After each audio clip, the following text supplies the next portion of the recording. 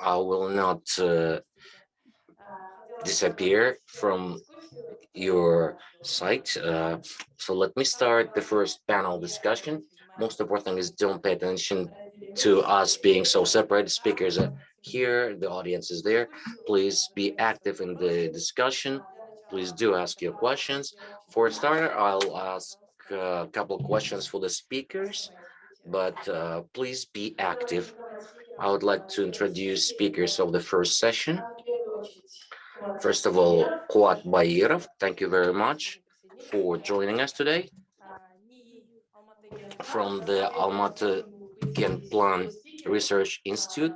We were expecting a different speaker, but we're happy that Kuat could join us and save this session and will share his experience.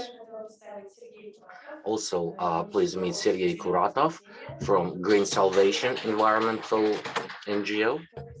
Thank you very much for coming. Please take your seat here. And Andrei Beklemishit, Regional Director for IDC CIS. Thank you very much for joining us.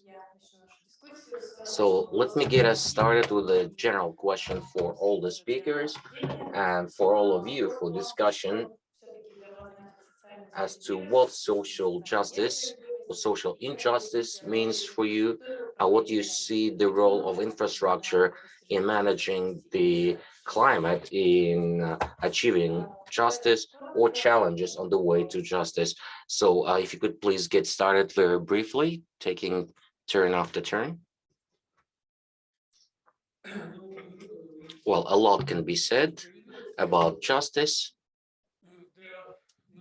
So briefly for us, for our organization, for those who protect the nature, that first of all is recognition of human rights including rights to favorable conditions, favorable for health and wellness of people. Second, it's a very strict adherence to these rules. And finally, the most important thing, let me emphasize that, is the protection of these rights. Because without rights protection, all the previous actions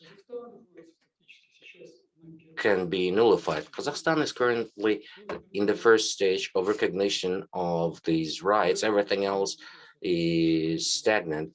So answering the question what needs to be done about infrastructure changes, first of all, it's the need to adapt laws in the Republic of Kazakhstan so that it would take into account practically all recommendations of international conventions on basic human rights and liberties.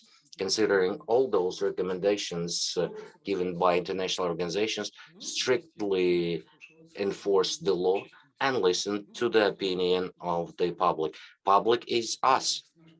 In accordance with our laws and international covenants, public is one or even more individuals. So this is briefly it for me. Super. You really made it easy for me. I applaud every word you said. I'll try not to repeat, but only add in the light of our today's panel discussion, I would like to focus on technologies that allow cities become smart with focus on the environment,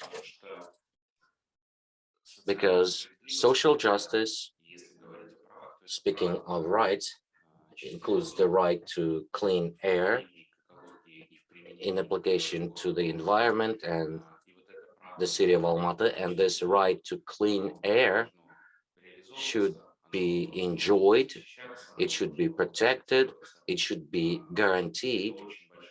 It is a very important and complicated matter. Me and my colleagues and friends would like to help in solving this problem, and I will speak in more detail in the course of the discussion of that. Good day, colleagues, friends. My name is Quat, as I was introduced, as a representative of a research institute, Almaty Plan. I would like to emphasize importance of justice, specifically in the place of our residents, our city, access to infrastructure, social, educational, healthcare infrastructure, but at the same time, if urban uh, management tries to increase number of places in schools and hospitals, but as a citizen resident of the city, they also must enjoy rights to recreation, to transportation, to jobs.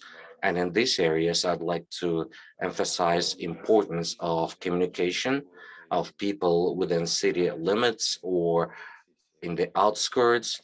In the previous discussion, we did mention that there is a lack of fairness. It takes some people 2 hours of commute to get to their jobs, and some others may only have to walk 20 meters to their place of employment.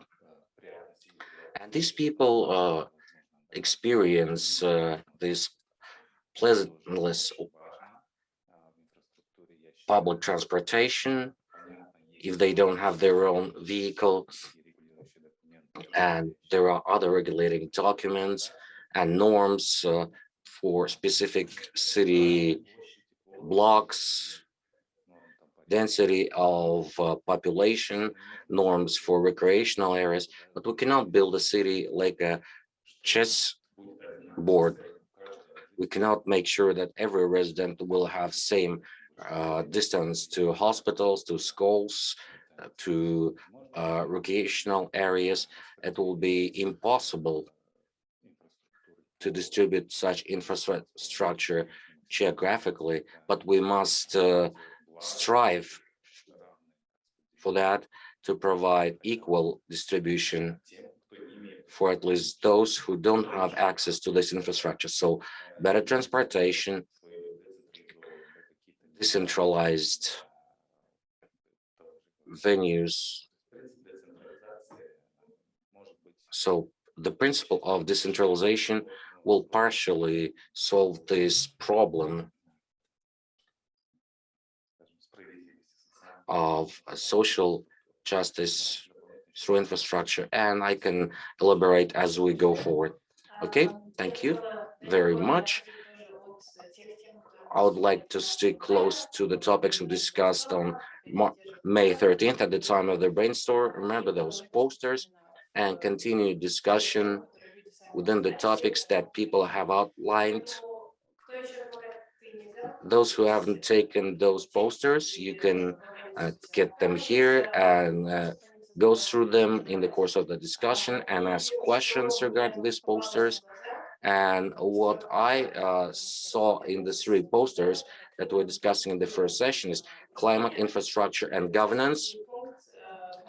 And there's a point on communication. In all the three posters, we see lack of feedback, lack of communication, and the need to establish channels for continuous feedback. We have it in almost all the six topics, but it was quite visible in these three topics. So Quad, let me start with you. You coordinate QUP project. Uh, if you could please elaborate, what kind of role QUP plays in establishing communication? Maybe you see some shortcomings, things that we can improve. Your strategic vision, please. Thank you. Yes, you struck to the very point. In Almaty Plan, we have a project called QUP. We had the idea, we had an initiative to establish a dialogue platform so that representatives of the public, active citizens, different NGOs could discuss their questions with the city's decision makers. QUP is a platform with conference halls, good, well-equipped platforms. Many of you may have already participated in our public discussions. And as we do our research on urban development and transportation. One of the most recent ones in the on the site before our office, we have created a public space where we show videos for free under the open sky for the residents. We I see people, Miran, who worked with me before, was one of the initiators, and the goal was not to just provide recreation, entertainment, to show movies, but at the same time showing that in an empty space you can create an activity so that our citizens would have access to free entertainment without having to pay for the ticket in a movie theater, when they can come with friends and communicate. And we also gather audiences to do our research, to ask people, how did you make it here? What type of transportation did you use? Which part of the city did you come from? Being in the city center in the Boston district, we will have people come and to our movies from different parts of the city. And it's clear that it's mostly young people coming to this venue, and a lot of people travel on public transportation, on bicycles, on scooters. It shows several factors that it is of interest and people come from afar, but at the same time, it lets us understand that maybe in those areas they don't have such venues. Why do people have to come through the city? Maybe there are shortcomings in the places of their residence, shortcomings of their local districts administrations, where they can do things for recreation, for entertainment in their districts. Maybe they will create their own communities that could start such venues, and through such research we can make conclusions. We need that for our dialogue platforms, and we should inform our stakeholders, our decision makers, saying that, look, that's a sign. Maybe in that district you need to improve infrastructure, provide sports or entertainment venues, so that people could follow the suit, similar to our events. Thank you very much. I do hope that the solutions that citizens make, or their recommendations, really make it to decision makers and get implemented in further planning. Sergey, next question is for you, also on planning. We all know that in planning, you need to take into account the trends, challenges, uh, adapt to problems, to changes. And an important change, perhaps, is climate change. And how, in your opinion, how well equipped our cities for adaptation, for mitigation of climate change? What types of problems and challenges do you see? How good or bad things are? If I may, I will merge answers regarding the question of communication and planning. Let me start with communication. It's a very important point, which is extremely important also for planning purposes, because without planning, without considering the public opinion, planning is extremely difficult. And that's emphasized in practically all international documents. It's emphasized in the law on architecture and urban development in the Republic of Kazakhstan. It's highlighted in the environmental code of the Republic of Kazakhstan that public opinion should be one of the top priorities. If you could please speak closer to the microphone, we can barely hear you. Okay, let me try that. Let me move my chair. Yes, and if you can't hear in the back, you can use your headsets on channel 0. You'll hear the floor. Is this better? In all laws in the Republic of Kazakhstan, they emphasize everything that concerns environmental protection, about the roles, including the Environmental Code of the Republic of Kazakhstan for the year 20, uh, for the coming years, law on special protected natural areas. No planning should be done without public opinion, otherwise it will not be good. And it's also emphasized in all the international treaties that Kazakhstan has signed. And I would like to specifically speak about the access uh, to environmental information convention. So the environmental concerns in decision making that would lead to justice when it comes to the environment. It's a so-called Aarhus Convention. Now, how well it's developing, how well is feedback, like your poster says. Let me just share with you some numbers that show you that it's an extremely important and urgent matter. Our organization annually does up to 150, 200 inquiries a year regarding pollution, air quality, cutting trees, unlawful construction, uh, waste dumping. We have been keeping statistics from 2014 and through 2021. Our statistics show the following. While in 2014 we were receiving answers maybe to 50% of our inquiries, 50% will not be answered. Now, last year, this number went up to 95%. So seemingly the situation is obviously improving. But the second indicator that we test is how accurate and complete the answers we receive are, how it really reflects the real situation. So what we can say is, well, in 2014, out of the answers that were received, there was inaccurate information in more than 60% of answers. Now, that number in 2021 stayed unchanged. So the number of answers has increased, but the number of inaccuracies in the feedback stayed the same. Quality of information remained the same. So information is either incomplete or inaccurate, or as in some instances, answers are lies. So these are the conditions where it's hard to say whether you can do planning. Now about planning, would like to get a more precise picture of how this process of planning is organized for if we are to take the strategic documents that we have in Kazakhstan.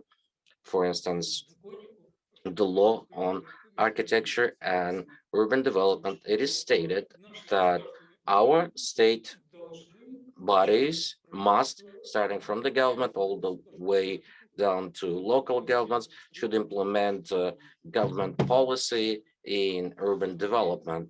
But where's that document? Where's that policy? In the same is situation with the environmental code. State bodies should implement environmental policy, but there is no environmental policy from the first years of independence of the Republic of Kazakhstan. And in 2006, concept was adopted of environmental safety that remotely resembled that policy document, but then it was cancelled and we don't have a policy of environmental safety. So in absence of political documents that would outline main directions for development, how can one plan anything? And now, as it is shown in practice, to really have a look at things to try them out. I think we need to move ownership from theory and go to practical things. We see that actually the city boundaries are expanding at all times. However, there are some limitations. There should be. You cannot grow the city to the extent that you cover by concrete and by asphalt everything. You can't do that. They need to be green areas. They need to be park areas. They need to be some open public spaces. Also, in the Trans-Iliya-Alatau National Park, some specially protected areas have been established. In 2002, the Republic of Kazakhstan has submitted this list of specially protected areas to the UNESCO legacy sites. And actually, this is a highly prestigious list that includes such outstanding sites as Egyptian pyramids, or Big Barrier Reef, or Notre Dame de Paris, or the Colorado, etc. Kazakhstan is on the right way, seemingly, but just in few years' time,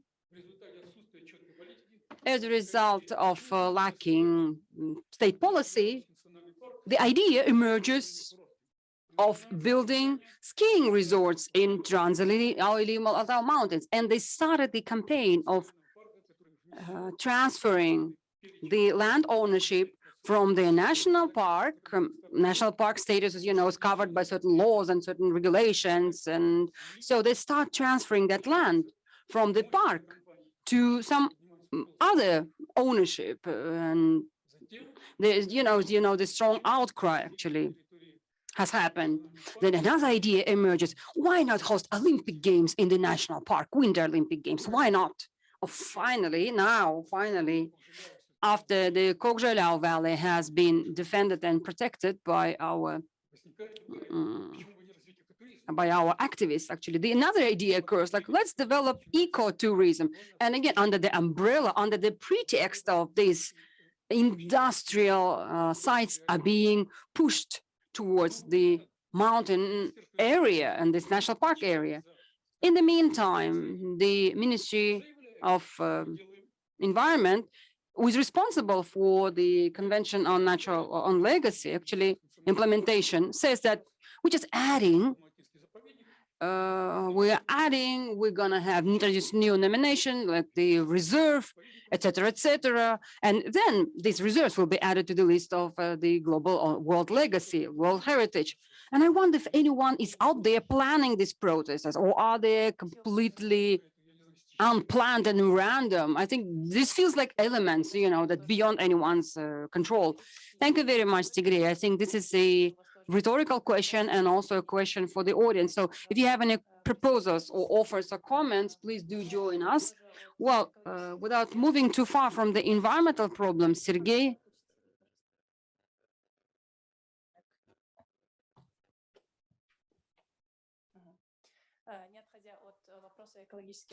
So not moving too far from the environmental problems issues, I would like to ask you, Andrei, about smart cities.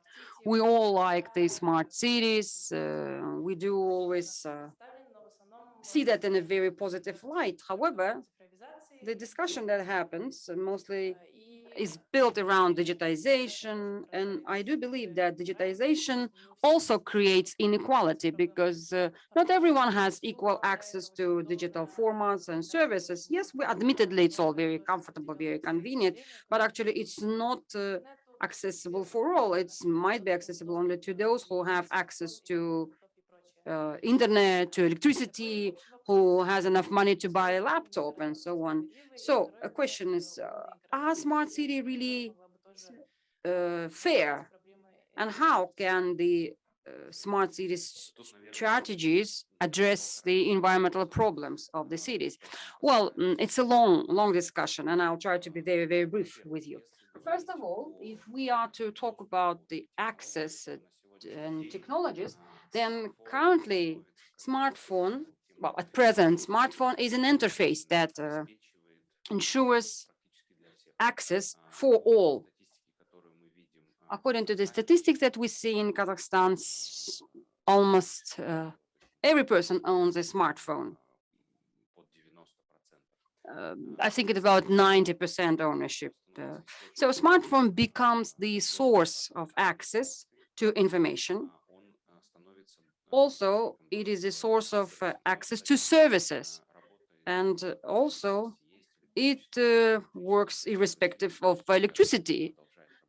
So even if the power is down, your smartphone continues working. So it's not about physical access to internet, because again, the city has pretty good coverage by mobile internet. So well, until anything better is invented, smartphones is the ideal tool to that grants access to any information. I'm particularly surprised by people, the beggars actually, who ask that donations are sent to their Kaspi bank account. So it's not that the person has a smartphone, but also the person has Kaspi bank account, meaning that the person has. Actually, they had similar situation in China that started developing a few years ago, actually, that beggars actually came up with their own QR codes that you didn't have to actually take the effort of, opening the application and launching it, but it was just a QR code and that was it. So this is extraordinary, I believe. And I think from the social justice point of view, it is a very good tool because it expands the opportunities significantly. As for the smart city, there are different definitions, but this way or another, the technologies are present in a smart city. If we talk about the smart city per se, they must be technologies. They have to be technologies. However, the technologies, they're not for the sake of the technologies, but technologies for the sake or for the purpose of helping to do something faster, more efficiently, to deliver the idea and so on. Technologies is just a tool, just an instrument. So actually it went slightly further than that. And now ultimately we think of what can technologies give us. So now we arrive to the digital transformation that tells us that that we must have an opportunity of extracting data from any process. And data is what allows us to analyze the data. Without data, we can't analyze anything, and turn them into a piece of information. And then with that information, we can start taking decisions. However, for that, you have to have the data first. Data is key. But for data to happen, you first need to have technologies to work, because data on paper are not very helpful. Yes, I mean, clearly that's great and awesome that you have data, but in order to be able to analyze them and to take the decisions fast and effective ones, we need the technologies or digital technologies that will generate mine data that will then inform decision making. So, for example, if we talk about the environment, then I don't see any credible or truthful information about the source of pollution or the polluters in our city. And as a result, we have this situation where interested stakeholders can manipulate with this information, because we don't have a single source and we can't say, oh, this is the polluter that creates this much pollution, or, compromise air quality and so on and so forth. And there is not even clear, credible information about the number of houses that are fueled by coal, that are heated by coal. Yes, there are certain reports, but there's no operative information that would tell us, okay, here's a number of houses that use coal. Amongst them can be, so there can be houses, small, private, informal housing, the one said, that use coal for their furnaces or for their ovens, but actually the municipality does not account for them, does not record them, because such houses or such housing is not officially registered. Because had it been officially registered, the municipality would be able to track that. And so, however, we would need the digital technology that would be able to track the air quality and to then tell us and kind of forecast that probably lots of pollution happening here, like that. So we don't have the technologies. And in air pollution, there are some visible particles, invisible particles. There are emissions which we do not quite see, but which also do not create the smoke that hangs above the city, but which are at the same time, nonetheless, very detrimental to human health.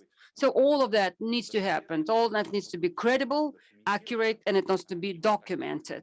And then only we will be able to attract to do the decisions. I think it's true to everything: water, electricity, roads, planning, road planning, urban planning. Where I live, I observe this kind of problem. So Sirminsay micro district, there are 3 schools, and there is a road which carries thousands and thousands of cars daily. Actually, I wish I could stand there one day and count the number of cars, but with all that, they don't have any pavements. There are no roads for pedestrians. And not every child or not every family can afford driving their child to school or hiring a car to do so. And sometimes all these children have to just walk on the roadside. And they just have to walk on the road, motor road. There's a fence on one side, there's a fence on the other side. In the middle, there's a road, there are cars. And there's a small piece of a roadside that is for people to walk. There are lots of cars, there are lots of cargo cars, heavy cars, etc. And actually, I think it's just a matter of time before anyone is killed there. And most likely those would be some children. And once that happens, there will be lots of criticism or response in media and so on. But actually, had we had data, we would be able to demonstrate that the situation does happen. We would be able to show that, okay, we have this number of students who have to take this road to school and have to walk to school, and that they need a pavement. Okay, if we talk about 5 people only, maybe some special transport could be organized for them. However, my feeling is that there are far more people than that. So we do need the statistics. As for the smart city solutions, which I believe can be implemented in Almaty rather expediently and which might affect the environmental situation. But then we we need data to explain and to justify how that is going to affect the air quality. Actually, the LISA project was prepared by the IT Council of Almaty City, and the main generator is a local entrepreneur, Kairat Ahmedov. So first and foremost, he said that we need to have a dynamic 3D map of air quality. On the basis of all this measurement, a dynamic 3D map of air quality needs to be made so that you could track everything in real-time mode and model everything in real-time mode. Then detect top 10% of cars in terms of the intensity of the emissions. That can also be done very easily with the help of IT solutions. To install Econ Meteor data at the crossroads to detect the most smoking cars, the most emitting or polluting cars. Kairat has created Sergey can actually CCTV cameras, and there's quite many of them. And actually, if we get those connected to the air quality monitors or air quality sensors, then we would be able to track the footprint of every vehicle in terms of its pollution, and then inform the responsible police, maybe authorities, to detect that particular vehicle. Technical control and environmental controls. Well, I also had to take the technical control here and there, but actually no one really controls your car. No one measures any emissions. So it's fake. I mean, it's so not true. None of the stations are truly doing the technical control. I think we need to come up with just several technical controls so that we'll be able to measure everything properly, and then to ask the municipality, for example, to do the technical controls for their fleet. They can do that, right? They do have lots of machinery, they do have lots of equipment and cars, heavy-duty cars as well. So that will be an excellent example, sort of a real role model. And I think responsible citizens who really care about air quality, who really want to have this and who really want to do something about their car, they would go to those true and authentic and proper working technical control stations and would detect and would check the, and Andrei, if you could summarize, because, well, yeah.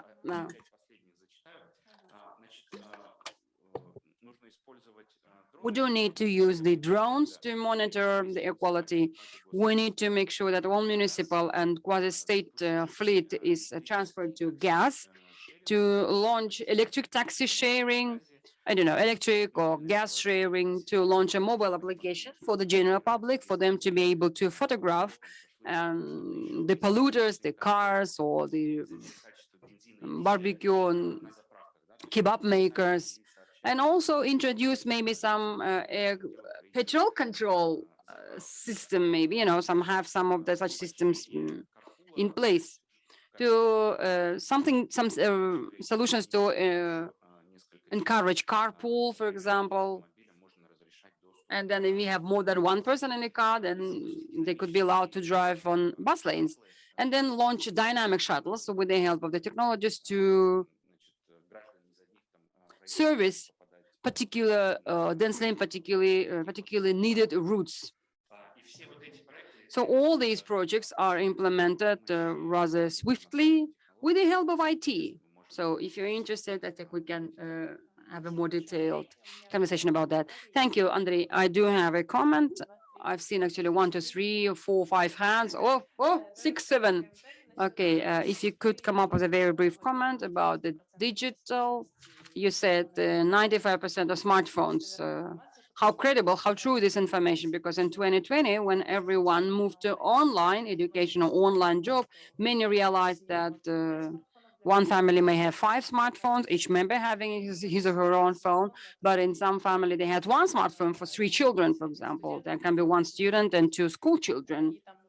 And they had to maneuver, or they had to kind of phone share, basically, a phone pool for the purposes of education. That's one. And second, the data collection is great. You can do a lot of things with the help of data, but at the same time, the drones or Sergex and the CCTV camera, face identification, and so on. There are lots of opportunities. However, there is another side, such as data safety, data security. Our personal data or data may be misused by the decision makers. Who's going to own the data? Who's going to have the data? Are they going to get it or not? I don't know. With the any of you read the data safety policies. Actually, I'm too lazy to read it, but I think we should start doing it. We should try to understand where my data is sent, where it is stored. I don't think there's any monitoring of how personal data is treated, or any data actually is treated. And yeah, it is kind of convenient. You can go with online, for example, scan the application and the payment will be made. But if you look at the whole history, and I do know where I've been, I do know my own history, that's okay. However, at the same time, someone may have access to my, footprint, how I, about my bus rides. So that's one. And there was another one, second one. If you could start, and then those were questions or comments? No, comments. Comments and questions. No, I fully agree. Without the risk for personal data, that's a very important issue. But I do not want our concern with personal data prevent us from moving forward. If we to talk about the smartphones, and I'm not talking about the whole Kazakhstan, but I'm talking about the city of Almaty. We do have very high smartphone penetration in the city of Almaty. And at the same time, it's one thing using smartphones for online education, however, using smartphones to access information and sources of information. So if a family has 1 smartphone, that's good to communicate and to communicate with the city. It might not be enough for online education, but it may be enough for staying in touch with the city. About smartphones, actually, the sources of any information about us, and that's a trail, digital trail. And actually, yes, truly, far more people have access to this trail than we imagine. Okay. Yeah, I have a question, and I want to challenge you a little, or a lot, depending on where you stand, because I don't believe that IT or tech in general will bring about change on the air pollution question that much. I mean, question is how much % of the air pollution is linked to traffic? That's one question. I'm not sure. From other cities, it's roughly 15 to 20%. So this is very little in comparison. For me, what you suggest is a solution that doesn't tackle the real issue, because the real issue is structural. Let me explain. What do I mean by structural? Let's say you collect all this beautiful data, which I agree is important, but okay, then you know that there are some cars that contribute to air pollution, which we already know. Just walk around the city, you see those cars, right?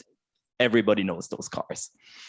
So yes, the knowledge is important, but what do you do about this? To then ban those cars, right? But the structural issue is that nobody drives a shitty car because he wants to. The person that drives this car doesn't have the money to afford a new car or an electric car. I mean, I've seen so many Teslas in Almaty. It's a great car, I want one, but it's freaking expensive. And that's the issue. The issue is, yes, sure, we need to get all the information, but then what? Do you give everybody a free Tesla that can't afford a clean car? So for me, the question, yes, it is data, and yeah, it is knowledge, but it's so much more structural. And that's why we're trying to link this to the just city concept, because there the injustice. Traffic is that much, but think about heating. People that burn tires and coal don't do this because they don't want to have, clean energy heating, but they can't afford it. So for me, it's much bigger than data. It's a structural issue, and we should on this. Thank you. Okay. Я предлагаю собрать сразу несколько вопросов. Yes, I suggest we collect several questions, and we have just a few minutes left. Yes, we have 10 minutes left. We can't finish with just one question. I'm the moderator. So who was raising? You were later? Yes, young man in white t-shirt, then Anwar and Ajar. Okay. So let's keep similar question. Let's start with you very briefly, please. Please use your microphone. A question regarding safety of personal data. I understand that technologies are an opportunity to explain and give knowledge about the existing problems. But then other actors, stakeholders will solve these based on this data. But there is a problem about safety of personal data. I believe this is a very relevant issue in modern political realities. Just yesterday, there was news I read in The Economist that in China, face recognition technologies and recording sound in the streets from cameras hanging on lighting posts will also let understand what kind of software people have on their smartphones. And that article was also about the conflict in Xinjiang, that potentially they can see who downloads dictionaries, Chinese Uyghur dictionaries. And in our case, considering that trust to the government, to government bodies is quite low, in my opinion, how can we go around this problem? I believe we should pay attention to that first of all, and then quickly develop technologies, because I'm confident that we can develop these technologies. But this is what I have to say. Okay, thank you. Anwar Ahtolkan. I will be quite brief. I actually have an answer to a question by the experts about lack of data. In fact, when I was a school boy, we held conferences. We worked with universities. I personally collected data on water and snow, and in newspapers. A solution was published. Transition to gas. The quantity of lead in car exhausts and heating pipes is always very high. Even 10 years ago, we have established that it's not only lead, but also cadmium, and it's even a heavier metal. And we see we have an environmental disaster and something needs to be done. In this 10 years, it was proven, no need to go far. Main problem is the thermal power station, and that problem is not being solved. Now, about data processing, I am all for IT, but once again, there are alternative sources that can save the budgets. Uh, Google search engines that show you pollution anywhere in the world that we can use. And yet another solution is working on the rows of winds. It's a trend. The society is protesting against chaotic construction.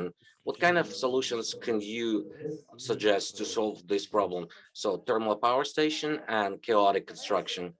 Thank you very much. Now, two more last questions, because we need to continue. All the other questions are for coffee break.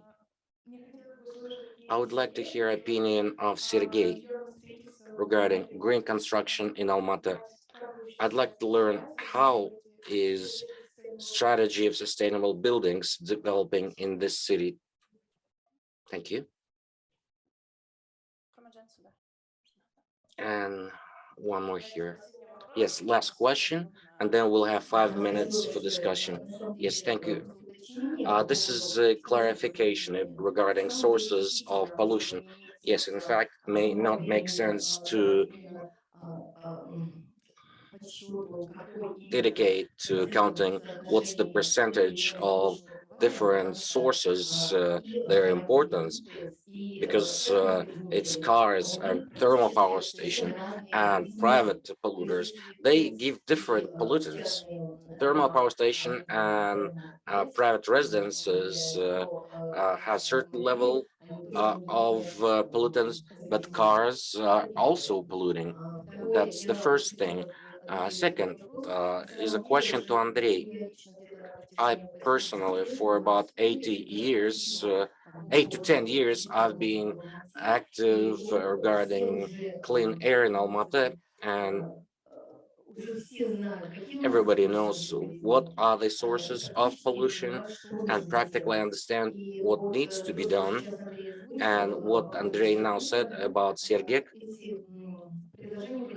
these proposals were made maybe a couple years ago, and a specific question, these were proposals, but is anything being done? Are these proposals being implemented, and what's in the way of implementing these proposals? Yes, thank you very much. Let's give the speakers time to answer. I believe Andrei, you had questions and comments, and I think Sergey, there was a question on green construction for you. Okay, we have 3 minutes, and I would like to first comment. I understand if there is an actual question. You raised a number of issues, and I 100% agree with you. And the problem is that we don't know how much of the pollution is coming from the cars. We cannot tell that. And this is also my comment to some of the other questions. I'm not saying that the cars are the problem. They are part of the problem, certainly, and we see that there are people who are recognizing that as a problem, but we don't know how big that problem is. With electric cars, it's not even a question of how much they cost. It's a question, where do we get the electricity? If we're getting the electricity to charge these cars from burning the coal, then we are counterproductive there as well. So my point is, the point I'm trying to make is that we need reliable sources of data to actually say, well, this is coming from this, and this is what's going to happen if we, for example, go into, and let me switch to Russian, so everyone else can understand. То есть So when we have the data, we can model the situation and say that there are a lot of old cars that pollute the air. And what we can do, we can ban these cities from entering, these cars from entering the city. But if that's a source of income for that person who comes to work as a cab in the city, are we creating a bigger problem without solving this problem, creating even a bigger problem? So based on data, we can do modeling of the situation to better understand how different solutions will affect the overall situation. But that requires data. And some studies on research on snow, that's not the kind of data you can use for modeling situations. This is the kind of data that would give us a hint, but that will not let us say, now look, this is 100% so. If we learn to take measurements of exhausts at least daily and preferably in hourly, then we can do something based on that data. Now about comment about Google search, yes, we can go there and it will tell us the quality of air in Almaty is that. But where does that Google search engine take that information? I mean that most likely it takes from AQI app, and AQI app unfortunately does not give you a full picture on the quality of air in the city of Almaty. This is very segmented data, some sensors, so there is no a single system of reliable data. So my main idea is that we need to learn to collect reliable data, and based on that data, make decisions with the use of a wide range of public and experts, because no one alone is a source of knowledge on the problems in their complexity. So we need all the experts that specialize on urban development, that specialize on air quality, those who specialize on electric power, specialists who will tell us how it will affect economically different groups of population. Altogether, they should tell us, look, we need to pay attention to this, and that, and we'll need to collect data for all of these things so that we can create, well, let me finish this so that we can carry on. Yes, I think Andrei, it's a very important point that we need to engage different people of different backgrounds, of different specializations and expertise for better and effective solutions. Now about green urban development, Sergey, if you could answer, and what if you have a comment? And I rejoice we have 5 more minutes of time because coffee break is not yet ready. So quickly, if you could briefly answer the questions, and then we can take yet another question. Well, very briefly, because it's a serious question, and we can continue discussing it in the coffee break. Our city management, city leadership finally came up with a map of green zones of Almaty, but it's very primitive, very underdeveloped, and very inaccurate.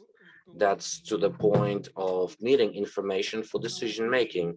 It is simpler for us, people sitting in this room, to open up internet and see what's the situation of greenery in New York, because they have everything, age of every tree, illnesses, and even photographs not with numbers of those trees. These trees are numbered, and we don't have enough information for green planning. Second point, on multiple occasions, we have specialists in this audience. We've been talking about bringing back green organization, an organization that will look after the greenery in the city, because its state is very dire, and we now have all the principles. Some there are tenders and some little companies are awarded contracts, but they plant things, but they don't look after the trees. They don't do it properly. Another point, the development is taking very, very long for the general master plan of urban development in the city. City should be planned in such a way, as some Western cities do, that they make sure that green areas have to be in a walking distance. We really are lacking green zones. Moreover, many green zones are also available to vehicles, are available for construction of restaurants and so on. So there are many problems there. The next point is that we need to have precise legal framework as to who can do what, who is responsible for what. There are rules for maintaining a greenery. It's being discussed for many years, and they now have been adopted. But once again, these rules do not really comply with the requirements of maintaining greenery in the city of Almaty. In conditions when climate is changing, when there's a threat of drought, eh, for more and more lands of Kazakhstan. Recently, there was a study published by the United Nations. You can look it up on their website. Uh, that we that shows that we need to do a lot on greenery, and many are raising this issue, increasing the number of greenery when trees are ill. There are several reasons. First of all, they brought diseases that we never had in the city from other areas.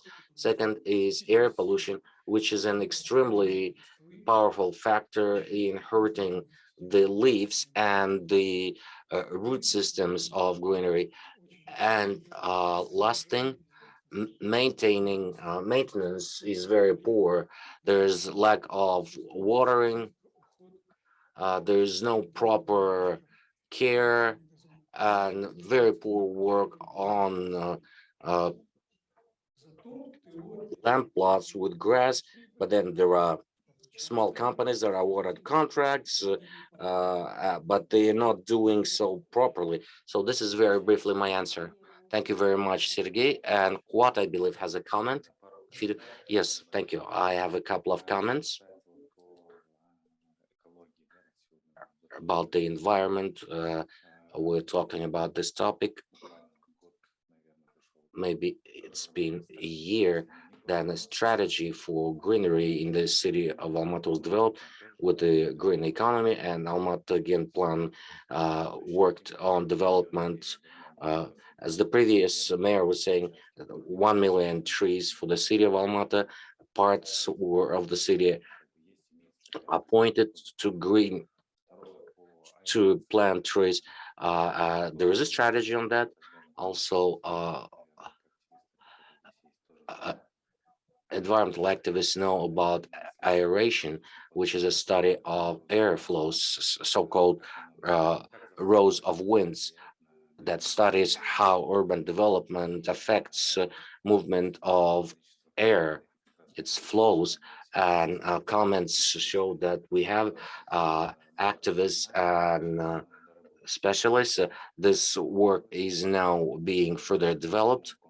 A new tender was announced by the uh, architecture and urban planning of the city is working on that. A model was created of airflows in the city, and that takes into account how different forms of urban development will affect.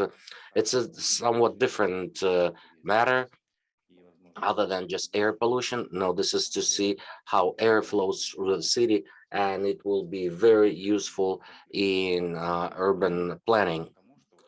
This is in addition to the recent restrictions. You may have read in the news that there will be restrictions as to the height of buildings that can be built uh,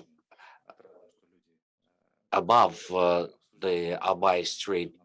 So no matter what kind of discussion we have, it all boils down to the environment.